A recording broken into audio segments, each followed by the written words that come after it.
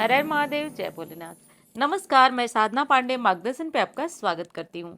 तो आइए दोस्तों, आज के वीडियो में हम लोग जानते हैं संकष्टी चतुर्थी, माघी चौथ, तिल चौथ, तिलकुट, जिस किसी नाम से आप जानते हो, आज उसी चौथ के बारे में बात करते हैं। वैसे तो हर मास में गणेश चतुर्थी आती है, परंतु कुछ विशेष महीने होते हैं जिसमें गणेश चतुर्थी का व्रत किया जाता है। जैसे कि माघ मास में किया जाता है, भादो मास में किया जाता है, और ये सब चतुर्थियाँ जो होती हैं विशेष होती हैं, बाकी करने वाले तो 12 महीने में करते हैं। तो इस चतुर्थी का व्रत किया जाता है संतान की लंबी आयु के लिए। और इस बार जो है वो दुविधा की स्थिति है कि शुक्र तारा अस्त है, तो ऐसे में माघी चौथ का व्रत किया जाएगा या नहीं। सारी विशेष बातें जो भी व्रत से जुड़ी हुई हैं सब इस वीडियो में है। तो देखिए दोस्तों, वैसे तो इस चौथ का व्रत विशेष होता है। सुहागिन महिलाएं अपनी संतान की दीर्घायु के लिए करती हैं, और जो बड़ी उम्र की माताएं हैं वो भी इस व्रत को करती हैं। तो जैसा कि आप जानते हैं कि यूपी, बिहार, झारखंड में इस व्रत को ज़्यादा किया जाता है। बाकी करने वाले जो है हर जगह इस व्रत को कर सकते हैं, तो कहीं किसी प्रकार की दुविधा नहीं है।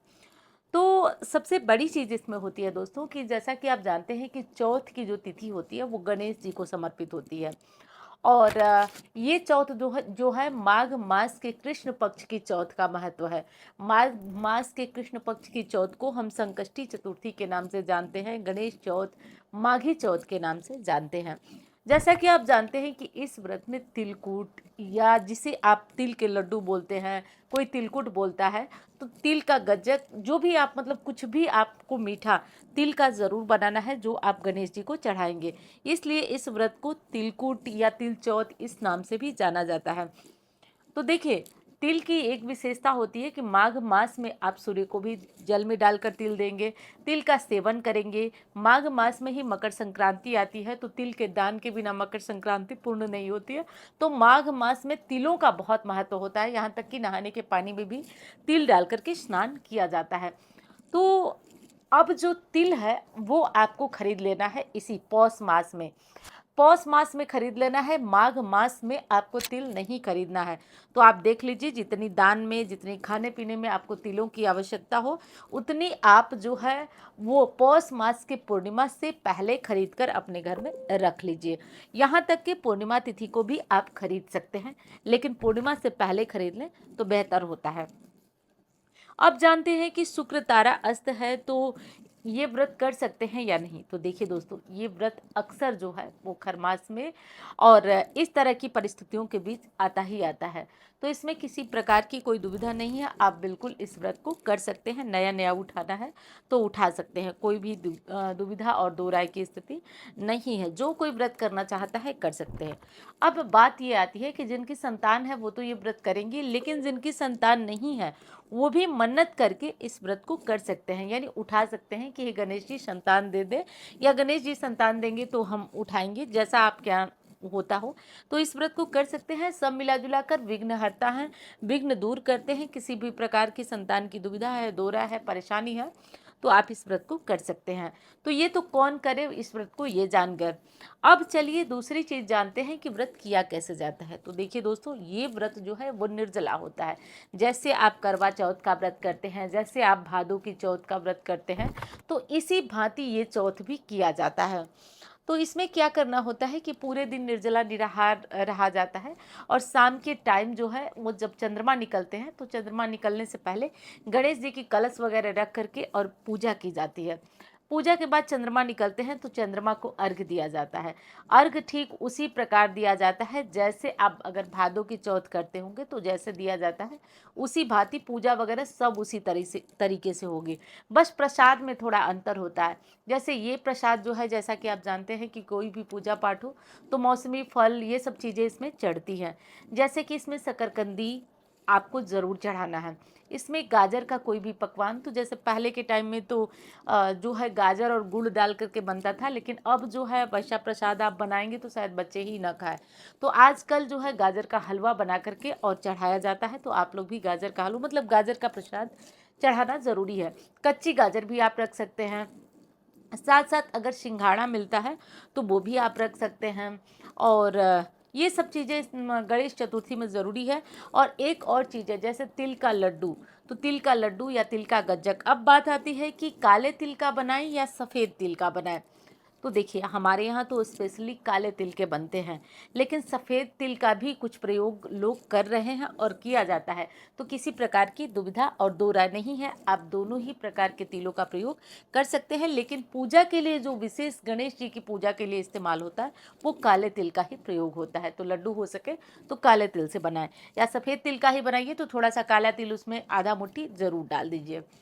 अब जो आप रात को पूरे दिन तो निर्जला निराहार आप व्रत करेंगे, चंद्रमा को अर्घ्य देंगे, उसके बाद अब आपको अपने व्रत का पारण करना है। अब पारण में देखिए, नमक नहीं खाना है, अन्न नहीं खाना है। कहीं कहीं पे लोग जो है वो अन्न वगैरह खा लेते हैं, लेकिन हमारे यहाँ जो यूपी की परंपरा है वो बता रही हूँ आपको कि इसमें अन्न नहीं खाया जाता है। जो गणेश जी को प्रसाद में हम लोग गाजर का हलवा चढ़ाते हैं, शकरकंदी चढ़ाते हैं, यही सब चीज़ें हम लोग खाते हैं बिना नमक के। तो चाय, दूध, जो भी खाना पीना है आप खा सकते हैं, पी सकते हैं, और यही चीज़ें आपको जो प्रसाद में चढ़ाए हैं वही खा करके आपको रात को मतलब रहना होता है। तो अब देखिए, ये व्रत जो है वो उतने ज़्यादा मतलब कठिन व्रतों में नहीं माना जाता है, क्योंकि सर्दी में देखते हैं वैसे ही लोगों को प्यास वगैरह कम लगती है। तो प्यास कम लगती है तो व्रत उतना ज़्यादा पता नहीं चलता है। लेकिन हाँ, तब भी मैं कहूँगी कि आप अब सुबह में उठ करके, जैसे कि 6 तारीख को इस बार चौथ पड़ रही है, 6 जनवरी 2026 को, तो आप 6 जनवरी 2026 को उठिए सुबह सुबह, उठ करके, और हो सके तो 2 गिलास पानी आप कुछ भी मुंह में डाल करके, मतलब अन्न मत डालिएगा, पी लीजिएगा, जिससे शरीर में थोड़ा तो जो पानी की मात्रा है वो बनी रहेगी, थोड़ा एनर्जी रहेगी, क्योंकि बहुत सारे प्रसाद वगैरह बनाना है तो ताकत का होना ज़रूरी है। पूजा वगैरह करेंगे तो पूजा भी आपको ज़रूरी है, तो ताकत रहेगी तभी सारी चीज़ें हो सकती हैं। और एक प्रार्थना है दोस्तों आपसे कि यदि वीडियो आपको पसंद आ रही है तो लाइक करिएगा, चैनल को सब्सक्राइब नहीं किए तो आप कर लीजिएगा।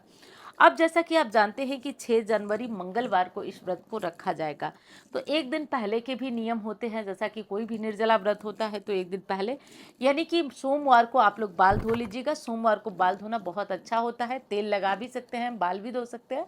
तो सोमवार को बाल धोना या तेल लगाना दोनों ही उत्तम है, तो आप सोमवार को बाल धो सकते हैं। और साथ साथ जब आप बाल वगैरह धो लें तो लहसुन प्याज इत्यादि न खाएं, क्योंकि गणेश जी का व्रत है और विशेष व्रतों में माना जाता है, और सच में संकट दूर होता है विघ्नहर्ता को याद करने से। तो ये कार्य कर दीजिएगा आप लोग। और इसके बाद अब आप, जैसे कि नहाए खाए में हर जगह की अपनी अपनी परंपरा होती है। हमारे यहाँ यूपी में ऐसी कोई विशेष सी डिश तो नहीं बनती है जिसको कि खा के व्रत किया जाए। हम लोग वही साधारण खाना जो घर में बनता है वही खा करके व्रत करते हैं। तो इसमें लहसुन प्याज मत डालिएगा, बाकी सादा खाना आप लोग खा के और व्रत करिएगा। और अगले दिन मंगलवार को आपको व्रत करना है। तो मंगलवार को रात को जब चंद्रमा निकल जाए, तो चंद्रमा निकलने के बाद आपको अपना व्रत खोलना है। व्रत खोलने में मैं बता ही चुकी हूँ कि क्या खाना है, क्या करना है, ये सारी चीज़ें आपको ध्यान रखना है। अब देखिए दोस्तों, एक और विशेष चीज़ है जिसका कि ध्यान आपको हर हाल में रखना है, कि इस व्रत में जो है वो दिन भर गंगणपतये नमः, ओम गंगणपतये नमः का जप जो है आप करते रहिएगा, और इस विशेष बात को याद रखिएगा। और देखिए, ठंड बहुत ज़्यादा पड़ रही है, ठीक है, तो ठंड में एक आध काम आप विशेष कर लीजिएगा। जैसे पूजा वगैरह इसमें खुले आसमान के नीचे होती है, आपके यहाँ जैसे होती हो, हम लोगों के यहाँ तो खुले आसमान में, छत पे या आंगन में चौकी लगाकर गणेश जी का आवाहन पूजन किया जाता है। तो हो सके तो आप खुले आसमान के नीचे जब भी बैठे तो बहुत अच्छे से शरीर को ढक करके, क्योंकि पूजा पाठ में घंटे तो लगता ही है, 1 घंटे तो लग ही जाएगा। पूजा करेंगे, कथा कहानी सुनेंगे तो 1 घंटे लग जाता है, या आधे घंटे भी। तो बहुत ज़्यादा ओस की बूंदें गिरती हैं, तो अपने आप को बढ़िया से साल स्वेटर ये सब पहन करके और तब जा करके बैठिएगा। अब बारी आएगी कि कथा सुनना, पूजा करना, इसमें तो साफ सुथरा साल स्वेटर की आवश्यकता होती है। तो अभी देखिए काफ़ी टाइम है, आप धोएंगे तो सूख भी जाएगा। तो साफ सुथरा वस्त्र, मतलब जो भी वस्त्र आप पहने, नया होना ज़रूरी नहीं है, साफ सुथरा होना ज़रूरी है, क्योंकि निर्जला व्रत होता है और इसमें कुछ विशेष चीज़ें होती हैं, मतलब साफ सफाई जो होती है उसका विशेष ध्यान रखा जाता है। इस दिन घर को भी अपने अनुसार साफ सुथरा कर लीजिएगा, जिस जगह पे पूजा करना है। चौक जरूर पूरिएगा दोस्तों, चौक जो आटे से किया जाता है, तो चौक बना करके ही गणेश का पूजन किया जाता है।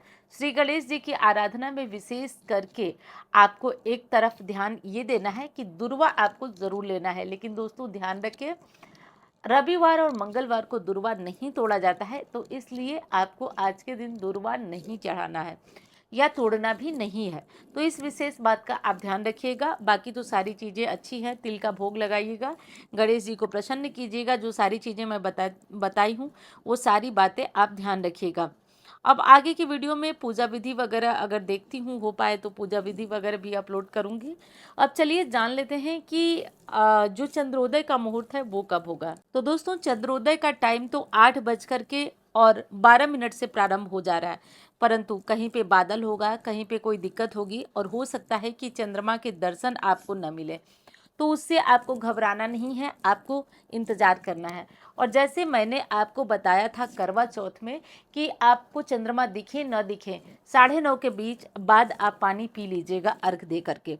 तो वैसे ही इस बार भी आपको करना है कि 9:30 के बाद आपको जो है वो चंद्रमा को 9:30 9 मतलब 9 के बाद ही आपको अर्घ देना है।